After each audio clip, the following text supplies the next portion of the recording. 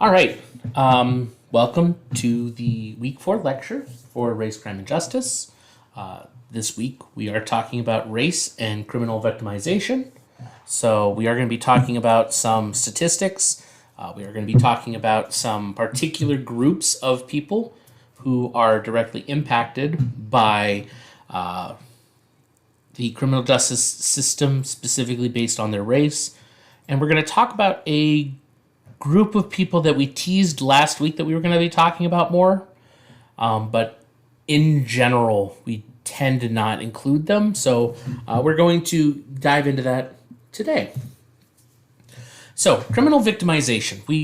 Because not everybody taking this class is a criminal justice major, it's important to get a base understanding of what we're talking about.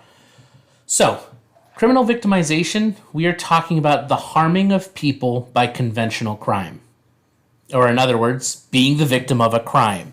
Conventional crime is the traditional, typical types of crime that you read about, you hear about, you know. Whether you are involved in the criminal justice system or not, whether you've done research in criminal justice, you've taken courses in criminal justice, it does not matter. If we said conventional crime, if I asked you, define conventional crime, usually people struggle, but eventually I say, well, give me an example.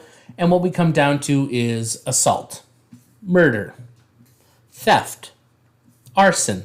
Those are all conventional crime. They're not to say that they're nothing special, but they're nothing special. They are, when we say crime, this is what people understand crime to be. And so that's conventional crime. And so when we're talking about criminal victimization, we're talking about people who are receiving harm because of a crime. So pretty straightforward. But one of the things that we need to talk about is there is a disparity in criminal victimization based on race. So as I've talked about before, we had a textbook for this class, Race, Crime, and Justice, perfect fitting title for this class, by Stephen E. Barkan. And Barkan collected a lot of data, so a lot of this statistical information does come from there. But those statistics also are, direct citations from the Department of Justice. They're from the FBI. They are the NCVS information. So it's not like this is just random data. This is all compiled. Like I said, the textbook actually gives you the specific places of where the data comes from, and I'd be glad to share that if anybody wants further information on it. But we do know that based off of the national surveys that we have, this is that type of data. And so for when the book was written, the most recent data available was 2016-2017. And as of that point, African Americans made up a grand total of 13% of the national population, but accounted for 52% of all homicide victims. And so as we talked about last time with statistics, it's sometimes difficult to understand how statistics should be read and what they actually mean. People tend to get caught up with numbers when one number is smaller than the other. Oh, it's not that impactful. But in reality, it is. And that's an important piece of understanding statistics and data. It's important for whether you're a criminal justice student, a social work student, a psychology student, no matter what area you go into, if you are looking at data and statistics, especially with people, it's important to understand how to read that. So, if African Americans in 2016-2017 made up 13% of the total national population, that is a small number of the large group. However, that 13% within that group, 52% of all homicide victims, regardless of race, across the board, 52% of all those homicide victims were part of that 13%. That shows us that disproportionately, African Americans were victims of homicide in 2016-2017. And this is where I can tell you, you can look up this data as well on the FBI's UCR information. You can see what the current trends are. They're usually a couple years behind because they have to look at all that data and analyze it. But I'll tell you right now that this percentage, while it might have changed, it is not significantly different. We still are seeing that while the total population has gone up, but only marginally, the overall victimized percentage continues to be a higher percentage. So this is a long-standing issue within criminal justice. And so, as we've talked about before for my CJ students, we don't just get our information from the UCR, we also have to include our NCVS data, which is the National Crime Victims Survey data. And from the same era, from 2016 and 2017, African Americans were 23% more likely to be victims of all violent crimes than white Americans. And very specifically, they were 46% more likely to be a victim of a serious violent crime. So overall, we're seeing that a decent percentage of victims for these types of crimes tend to be from a smaller group of the national average. And that's a problem, because we know that those statistics, the number of crimes committed per year, are high. They are decently high and are a problem. And if they are a problem for everyone, we need to identify that they are a disproportionate problem for those who fall under these particular subgroups. And so very specifically from that data as well, it's important to note that Latinos were 21% more likely to be victims of serious violent crimes than white Americans. So for just serious violent crimes, African Americans and Latinos made up for 67% of all victims. 67%, majority. This is a problem. So here's the group that I teased last time and said we would dive into. Well, I purposely wanted to talk about, and that's Native Americans. And so I want to preface this very specifically. That's why it's the first point on this slide. Overall, the data it's very sparse. It's not robust. We do not have a lot of that data. We do not have a lot of information. But from what we do have, we know that there's a problem with victimization rates for Native Americans. So I want to say off the bat, overall, the data is unreliable. We do not have a whole lot of it on their victimization rates. But with what data we do have, we know that it actually has a significant impact. So one of the big seminal works in both criminal justice and psychological research on Native American victimization was a longitudinal study from 1992 to 2002. So please note that's 10 years, which is why it's a longitudinal study. Longitudinal means it takes place over a long period of time looking at the same group, whereas a latitudinal study would be several different groups at the same time. It's the difference in how you gather your data and how you conduct your experiment. So anyway, over 10 years, this research data conducted by the federal government found that 101 per 1,000 people aged 12 and older that were Native Americans were victims of violent crimes in that 10-year span. So let me say that again. In those 10 years, 101 out of 1,000 12 years or older Native Americans were victims of violent crimes, in particular sexual assault, assault and battery, those types of crimes. This research data also compared to national averages, and this number, when compared to for African Americans in this 10-year span, were 50 per 1,000. For white Americans was 41 per 1,000. And for Asian Americans, 22 per 1,000. And in case you aren't super familiar with percentages and statistics, so for the Asian Americans, this was 2% of the population was a victim of violent crime for that group in particular. For white Americans, it was 4%. For African Americans, it was 5%, but for Native Americans, it was 10% of all Native Americans 12 years of age or older were a victim of violent crimes. So when we think about that from just that one particular longitudinal study, we saw that there was a significant increase. It was twice that of the next highest group, which was African Americans. They were twice as likely to be the victim of violent crime.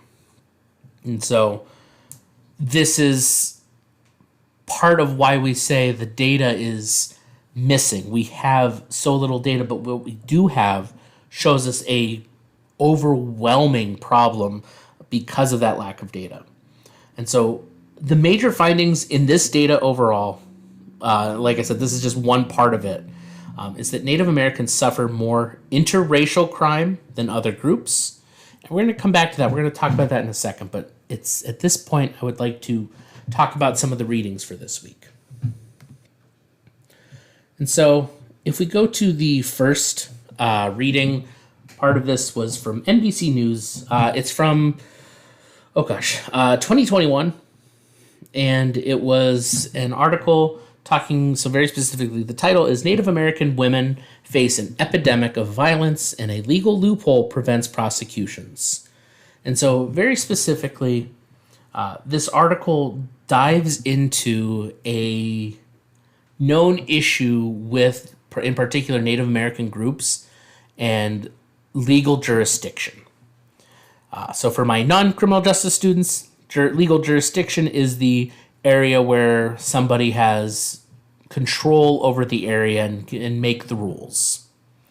So very specifically, over the course of many years, because our American history, the way we've treated Native Americans has been absolutely terrible and deplorable. We've done several things that are wrong.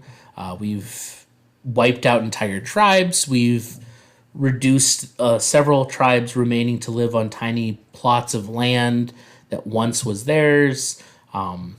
We've done a lot of other not so great social things to them over the years. I don't want to dive in too much into that.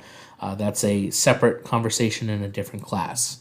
But what I want to emphasize here is because of all of this, we have led to a moment where now in those lands that they have rights to, their tribal lands, they are often allowed to police their own area. They have their own jurisdiction.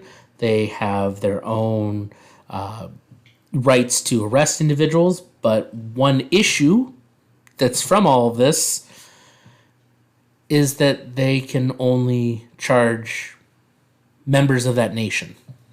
They cannot charge people visiting that are not native to that land. So very specifically, if a white American is on tribal land, they can be removed from the land, but it's difficult jurisdiction on if they break the law, who takes control. Is it the tribal court, or does the tribal court have to give jurisdiction over to the rest of the state? How does that look? And so this is very specifically what this article is talking about. And there has been changes across our own legal landscape. And so very specifically, at the time of this article being written, it was still up in the air what the new rules for a federal law that would address this kind of issue. So very specifically, this article is talking about one particular example in Crow Country, which is in Wisconsin. Michigan. No, not Michigan. Montana. Took me a second. But very specifically, what they know is that statistically speaking, there was a higher rate of stalking and violence against women in this particular area, and the perpetrators were often not members of the tribe, but people from the nearby towns. And so this was an issue because the tribal community couldn't officially charge them with any crimes, and they couldn't go through their system. They had to go through the state system, and it became a metaphorical pissing match between jurisdictions, which led to a revamp of the Violence Against Women Act, which started in the early 90s. And so, like I said, at the time of writing this article, it was still up for debate. But I can tell you the good news is that there was a decision made on this within a year.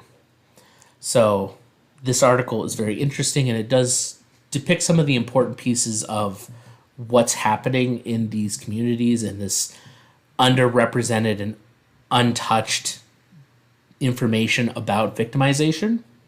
But the good news is where I get to say yes.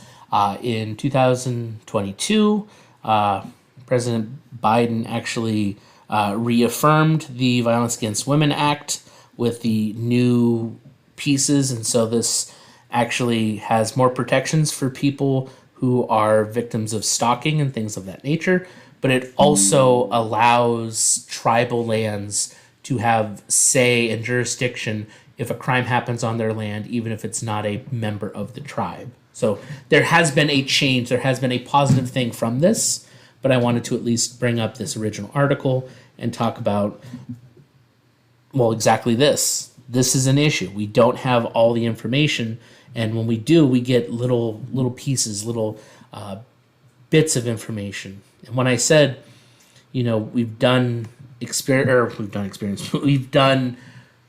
research experiments going into this data, this is what I'm talking about. We have a missing and murdered Indigenous people crisis, according to our federal government. So very specifically, the National Institute for Justice has been looking into specifically Native American and Alaskan Native communities, and they found that there's a higher rate of assault, abduction, and murder across those borders. So this is some of the statistics this is directly from their website. This isn't anything else. 2016 study by the National Institute of Justice found that more than 4 in 5 American Indian and Alaskan Native women, 84.3%, have experienced violence in their lifetime, including 56.1% who have experienced sexual violence. And in the year leading up to the study, 39.8% of American Indian and Native Alaskan women had experienced violence, including 14.4% who had experienced sexual violence. So we've started looking into it, and we found that, yes, this is a deep running problem. Overall, more than 1.5 million American Indian and Native Alaskan women have experienced violence in their lifetime. And we know that they're oftentimes targets for human trafficking. We have victimization rate information from the CDC, that National Inmate Partner and Sexual Violence Survey, which is a whole other thing that we can dive into. But we found that non-Hispanic American Indian and Alaskan Native females experienced the second highest rate of homicide in 2020. Additionally, in 2020, homicide was in the top 10 leading causes of death for Native American and Alaskan Native females aged 1 to 45. Yep, 1 to 45. I'm hoping that by talking about these things, as sad and depressing these are, that you're understanding that this is not something that is to just be written off as a who cares moment. This is there is an entire community of people that have been here and we've not really discussed in a lot of ways. The typical groups that we focus on who are disproportionately involved in the criminal justice system are African American and Latino.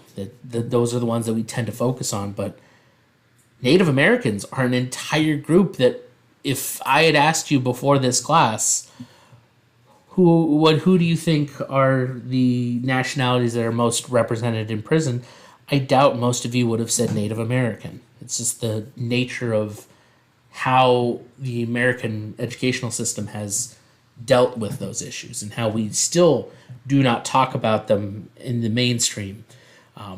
So here's another just brief, this is from 2012.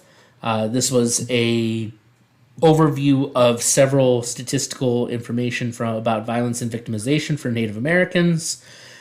And look at that. From 92 to 2001, American Indian, higher rate than everyone else. We're seeing this data. And the one largest document I did not have you read, it's available if you're interested. It is this big, American Indians and Crime. So this is the old document from 1992 to 96. The Department of Justice was looking into this, and they found some interesting pieces of information. Like, look at all these charts that show the violent victimizations. American Indians are well beyond every other race. Same with murder. We can look at the offender race. We can look at alcohol use by offender, which is a very interesting statistic and something for a different discussion at a different time. Weapon use, crimes reported to police, arrests of adult and youth. So you can see from this data, there is a significant issue. Native American crime and victimization is not being discussed. I want to emphasize, I'm not saying that any one group is more important to focus on than another, but my hope here is that if you had not thought of this before, was completely unaware, that you now understand that, number one, no one is immune from it, but number two, the way we discuss things, the way the public understanding and discussion will impact what is discussed in education, what is discussed in private, what gets addressed in research data, what gets the funding. So I said I would come back to this. So interracial versus intraracial. If you've never heard of this before, that's okay. Most people haven't. So interracial means between races, more than one. So interracial crime, we're talking about crime between people of different racial backgrounds. Intraracial means among one's own race. So this is the same group type of criminal behavior. And this is where, as absolutely terrible it is to say, and it sounds like a racial stereotype, reminder from last presentation, last week's discussion, we did say that we need to remove the racial tendencies or those knee-jerk responses. Oftentimes a big knee-jerk response people have to the increased likelihood of certain groups being in prison or being caught and focused on by the criminal justice system sometimes comes down to, I'm just going to say it, black on black crime. A lot of people say African Americans are doing crime to African Americans. It's that problem, and so that's the issue. And this is where I say, unfortunately, the statistics and the data agrees with that. So right here, these two both come from the textbook. Like I said, this does come from National UCR Uniform Crime Report data. So very specifically, in homicide victims and offenders for 2016, if the perpetrator who committed homicide was African American in 2016, 90% of all victims of homicide by an African American were also African American. And then for the white Americans who were victims, 8% total of all the homicides committed by an African American. So overwhelming majority African American on African American. And we see the same with Latino. From that same data set from that same year, if the offender committing homicide was Latino, 97% were also, where the victims were Latino. And then you can see right there as well, if the offender was a white homicide offender, 82% of the victims were white. So we're seeing how this kind of works as far as this type of information is concerned. So like I said, this is homicide, but right here we also have for non-violent crimes. So if the individual who committed the non-fatal violent crime, the offender was African American, between the years of 2012 and 2015, so now we have a range of years, the victims of that non-fatal violence, 78% were African Americans. For the Latinos who were offenders of non-fatal violent crimes, they were 50% of the victims were Latino. And if the offender was white, 69% of the victims were white. So we see, statistically speaking, most ethnicities, most racial groups tend to commit violent crimes against their own race. It's not to say that they don't put any type of violence towards another group. The data tells us clearly they do, but the difference is their primary target tends to be people of their own racial group. Okay? So that's the big piece I want you to take away with interracial versus intraracial. So most crime statistics across the board tend to be intraracial, between their own group of people, between their own racial groups. The interracial component, the ones who tend to be more interracial amongst other, tends to be victimized Native American towards other groups, or the offenders, as well as they do commit more crime towards other groups than within.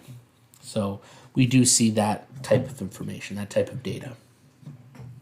So when we talk about criminal behavior and how people even get to that point, we need to understand that there tends to be two major sets of factors that play into anyone committing criminal behavior. And those are structural factors and individual factors.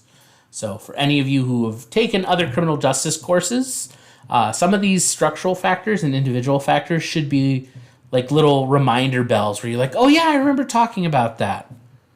For those of you who haven't, you might learn something new today, hopefully. So when we talk about structural factors, some of the most common structural factors are things like economic disadvantages, social and physical characteristics, high poverty rates, residential density, residential mobility, and what is known in criminal justice as a hotspot or a high crime area. So you'll note I put very general terms up here, and I did only include one piece for a hotspot because I want to talk a little bit more about that one. So we'll get to that. But so economic disadvantages, this one we've talked about in this class since day one, and if you've taken any criminal justice class with me, you've heard me talk about this to no end, and that is poverty. Economic disadvantages, especially poverty, is one of the biggest factor in any type of criminal behavior. Most people do not commit crime because they are well off and economically stable. Most people who engage in criminal behavior are at an economic disadvantage, are struggling, and are trying to find a way to balance. That is often one of the biggest motivators. And so that's why, plain and simple, it's the first structural factor we talk about in anything. So obviously, social and physical characteristics, so it seems weird to talk about it here because you're like, well, didn't you say we're talking about structural factors and individual factors? Wouldn't a physical characteristic be an individual factor? Kind of. It gets weird. So specifically, just because of a physical characteristic or a physical disability, it's not necessarily that that disability causes you to be criminal, but it's how the structure of society around that disability work. So That's why I emphasize the social and physical characteristics. They tend to be tied together. And so, much like economic disadvantages, social characteristics, your social life, where you live, what type of class do you fall into? Is it middle class, middle upper, middle lower, lower middle? What do you classify as? And that social hierarchy, do you have a lot of social mobility? Do you have a lot of social control? Or are you just a person that is looked down upon? Those all make an impact on whether or not an individual will go into criminal behavior. With economic disadvantages, high poverty rates. We see this data, unfortunately, again and again. That higher poverty rates lead to a higher likelihood of engaging in criminal behavior. And it starts young. So if you've taken juvenile justice, you know this. But high poverty rates, especially with young individuals, tend to lead to a lifelong history of criminal behavior. So residential mobility, are you stuck in that one household? Are you stuck in that one neighborhood? Are you able to build a community with your neighbors, or is it all isolation? These types of things matter. That's why residential density is a thing. Do you live at home with a parent or parents and a couple siblings, or do you live in a multi-generational home with your grandparents, your aunt, your uncle, their kids, your parents, your siblings, also your one uncle who never got married, and your great abuela who's living there and is deaf and blind and can't really do anything. So yeah, what does the residential density look like? Is your house a screaming cacophony of sounds, or is it quiet? Because believe it or not, I want to emphasize, I'm a strong supporter of intergenerational housing and homes, and I'm fully supportive of being connected with your family. But we know, statistically speaking, that individuals who are in an overcrowded housing situation where there is not a lot of stability in the house and there's a lack of autonomy tends to lead to an increase in, especially in juveniles, delinquent behavior. So we do know this tends to be a problem, so that's why it's an important structural factor to consider. So let's talk about hotspots. And I know it seems weird to get excited about it, but it's a really interesting piece of information and technology that we as a community behind criminal justice have developed, and it's crime mapping. Crime mapping is this big structure that takes every call, every arrest, every investigation into some type of crime, and it puts it out on a geographic map. And so you get to look at your entire city, your entire county, and you get to see all the crimes that have been committed. And hotspots is where they look at that data and go, oh, look, over the last year, we saw 15 of the 20 homicides being committed in this 1 mile radius. So now we identify that 1 mile radius as a hotspot for homicide. Look, this one neighborhood had a statistically higher percentage of thefts than anywhere else. We can identify that as a hotspot, and now we can have more patrol, we can put more things in place, we can try to find ways to address that higher rate of crime. That's what hotspots are all about. That's what crime mapping is all about. It's finding the problem and trying to give a good solution to make it work. And so the other piece that I want to talk about with hotspots is, technically speaking, in most cases, about 5% of all of a city's locations account for about 50% of all crimes and victimization. So completely seriously, a small percentage of most places are where a majority of crimes happen. That's what we've learned from most crime and data mapping, is that it's not that crime happens everywhere. It does, but the likelihood and percentage of crime tends to be centralized in certain areas. So yeah, that's a structural thing that's really cool once you know how to look at it and how to use it. It's a really cool thing. So, in general, criminal victimization is more likely to occur when the following are found together, because Much like we talk about with structural factors, there is a theory that supports this idea in general. And that's routine activities theory. My criminal justice majors, you've heard this before. I am repeating something to you.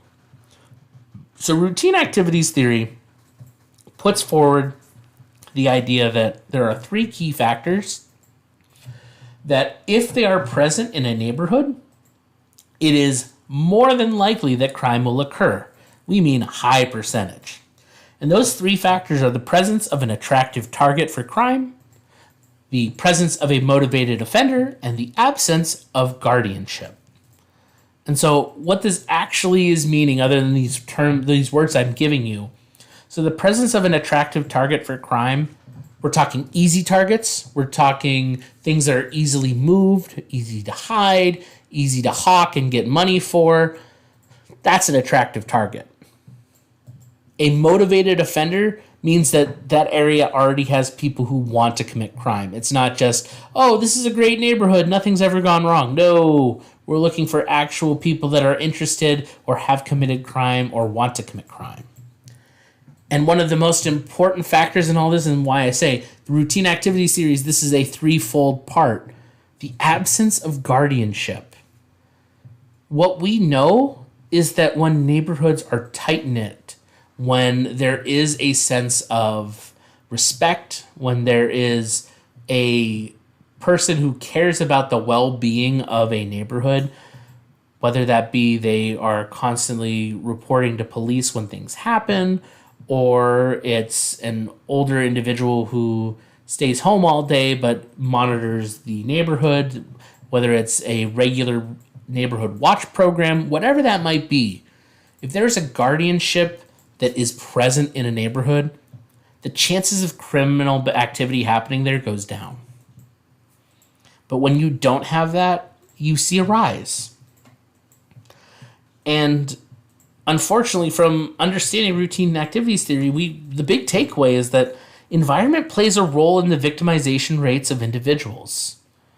Because, and this is where the unfortunate reality comes in, coming back to this poverty and environment, we know statistically speaking that people of minority groups tend to live in neighborhoods that are less than stellar, whether it be neighborhoods that have a higher crime rate, whether it be lower financial stability in that area, whether that be just lower value properties, whatever that looks like.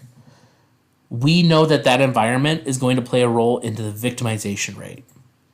And when we have minorities living in areas that are going to be targeted towards victimization, we're going to see an increase of them being targeted. We're going to see an increase of them involved in the criminal justice system. So let's talk about individual factors. And these are the regular behaviors of individuals that lead to criminal victimization. And this is supported by a concept called lifestyle theory. And I wish I was kidding, but lifestyle theory in a nutshell is the riskier the lifestyle, the more likely an individual will be victimized.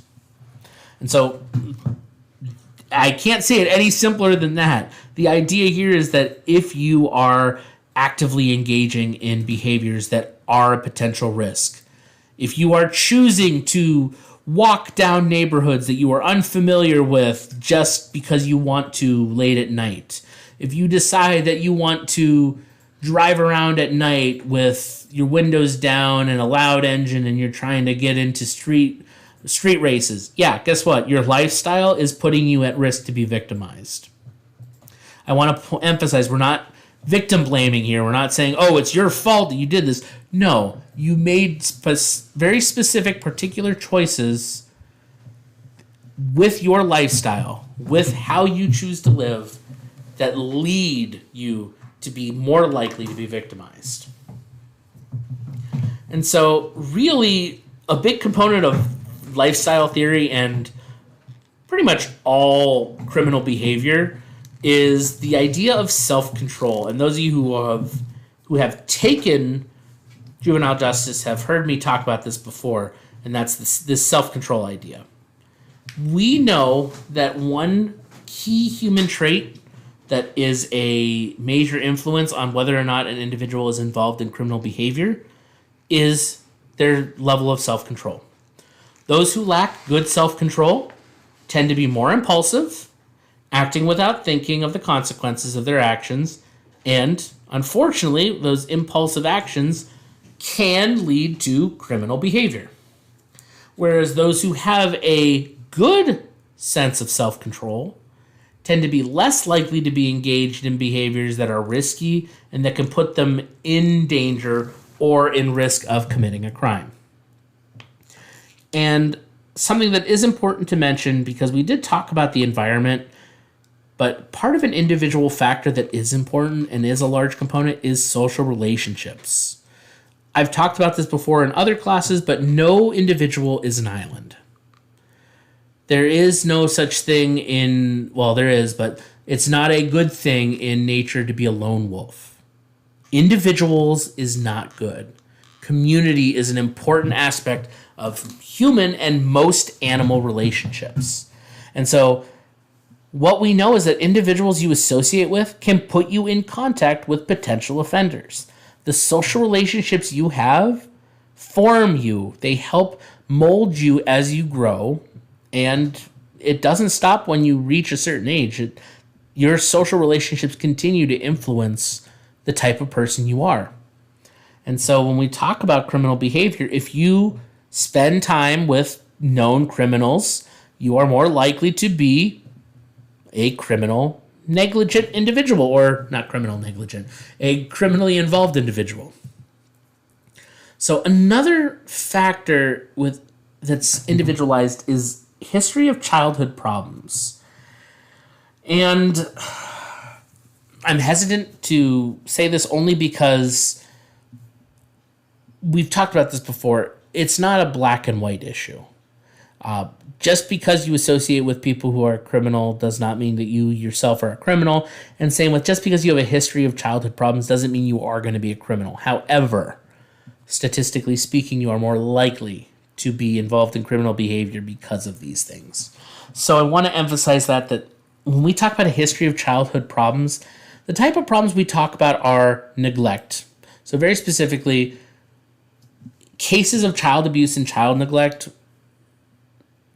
we tend to see that oftentimes the people who suffer from those types of behaviors, they can go several different ways, but one way of coping with those behaviors is they internalize them and they essentially make them normalized, and they end up continuing that perpetration, that cycle of abuse. And I want to very specifically mention the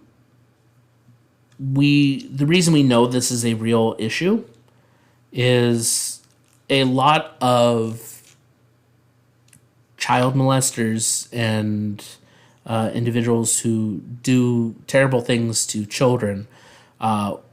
We oftentimes find out in looking into their own personal histories that they themselves were victims of that very same crime. And so they continue that type of abuse to the next generation. It's very unfortunate and very difficult to talk about without getting emotional. So I'm trying to emphasize that this is why we know this is a real thing. There's other cases as well, but this is one of the easiest ones to see as an example, I could say. So the other types of childhood problems we might talk about other than abuse and neglect is any type of childhood interaction with criminal justice system. So if you were in juvie for any amount of time, criminal behavior, you committed a crime, deviance like skipping school and stuff like that, and other problematic behaviors or situations. One thing that I mentioned in juvenile justice in particular is aggression. Aggression in children is a fairly normal component, and it's a part of growing up, is learning how to regulate your emotions. But when there is a level of hyperaggression or overaggression, those tend to be early warning signs of problematic behaviors that could lead to criminal behavior in juveniles. So to note, Individuals with a history of childhood problems are also more apt to have low self-control, alcohol or drug dependency problems, break the law, and have low-quality social relationships. This is statistically speaking. Not every single one fits into this. So, as I talked about earlier, socioeconomic factors may also play a part in the individual factors an individual may face that lead to the higher victimization rates. So, yeah, sometimes your social environment, the finances, the where you are, the where you live, the who you talk to, yeah, they also play a part in the how you act, how you behave. And please note, I have one thing down here, immigrant victimization.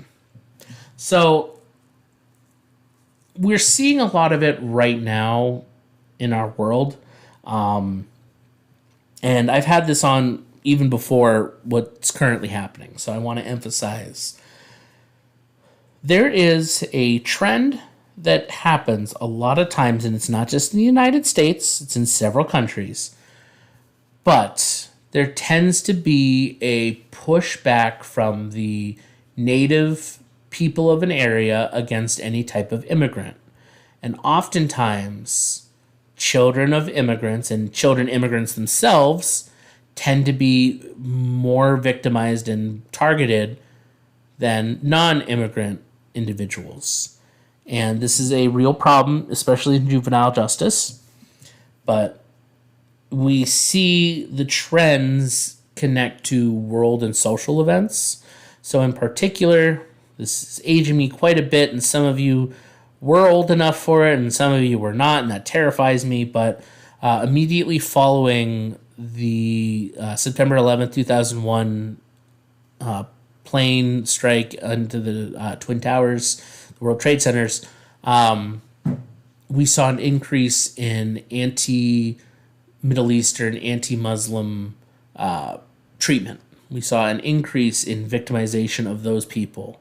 And that was very strong, and it was going strong for quite a while. But in fairly recently, we went back to victimizing again South American and Mexican and anyone who looked Hispanic and had a Hispanic name.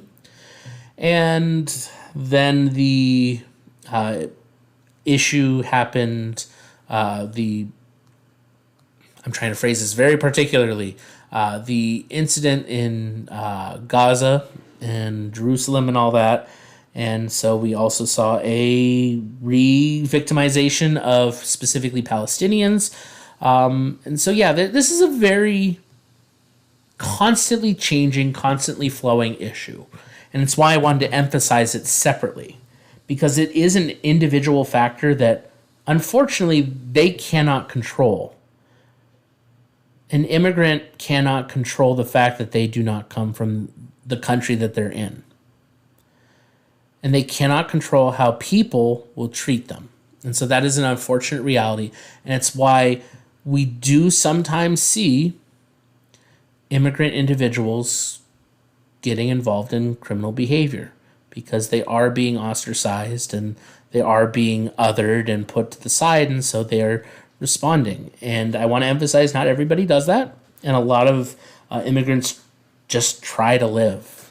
And that's kind of, isn't that the goal of everyone, is just to live?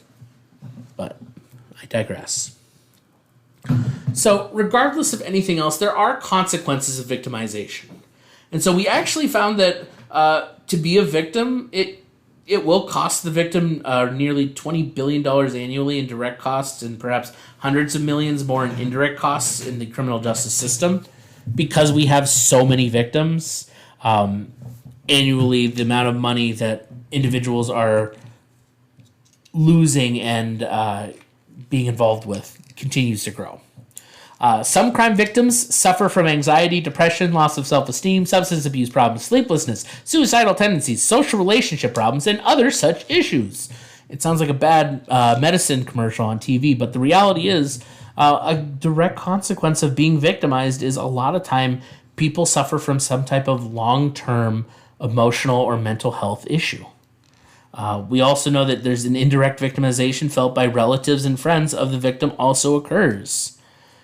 We know that just because you weren't victimized doesn't mean you don't feel in some way affected by it, especially if you know somebody who's been the victim of a crime. In high school, I had a good friend of mine who he lived literally, I'm not kidding you, about 50 yards away from the school. So he'd always, wake up super late and get in just before the bell rang. But during the summer, he was taking a summer class and he went home after his class was done and it was really hot. So he left the front door of his house opened and only had the glass storm door on there, but he locked it. And a guy came up to the house, looked like a delivery person, asked for the person, had the package and everything. And my friend opened the door, and the guy, once he unlocked the door, shoved the door in and physically hit him and knocked him out and stole some stuff from the house.